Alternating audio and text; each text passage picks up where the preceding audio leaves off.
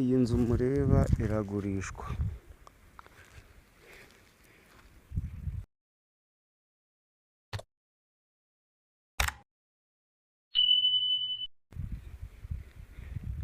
Uko ingana murayibona, ifite ibyumba 3 na korodoro na salo, kandi mu nzu irakoze neza rwose.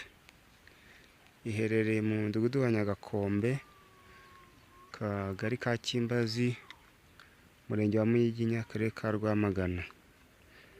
Ni metero nkeya umanutse uva kuri kaburimbo, umanuka rwose Nyagakombe, umanuka Intunga mu isoko, wagera hepfo gatoya ugata kaburimbo ukamanuka, hari umuhanda uhagera. Kandi iyi nzu ureba ifite umurima munini cyane, ku buryo ushobora kugurana n'uwo murima, cyangwa se bigendanye n'ubushobozi bwawe ukaguraho ugarukiye. Kandi twanga kukubwira ibiciro, burya ibiciro birahendesha cyane, yuko umuntu avugana na nyirayo bakumvikana bigendanye n'uburyo akeneyemo amafaranga. Hari uba yakeneye ku buryo bwihuta, ayo wamuha yose akaba yayemera. Niyo mpamvu rero twirinda gushyiraho ibiciro. Gusa niba wumva ushimye, wahamagara 0783546335, cyangwa se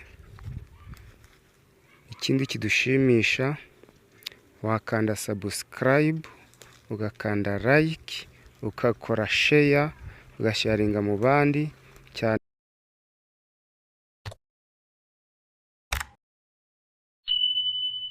ko ushobora kubona utahagura, ariko nawe ukabwira nk'umugenzi wawe, inshuti yawe, avuga ngo nabonye inzu nziza, uyiguze ntacyo byayitwaye, nawe we ukayimwereka, hanyuma tugafatanya, ibyiza bikabageraho byihuse bitaduhenze twese.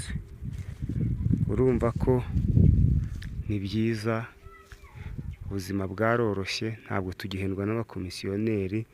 Ubu ni nk'aho uba wahigereye, kandi njyewe tuvugana ni njye nyir'ubwite, twagura tukumvikana neza nta mananiza. Murakoze cyane, muhahe muronke.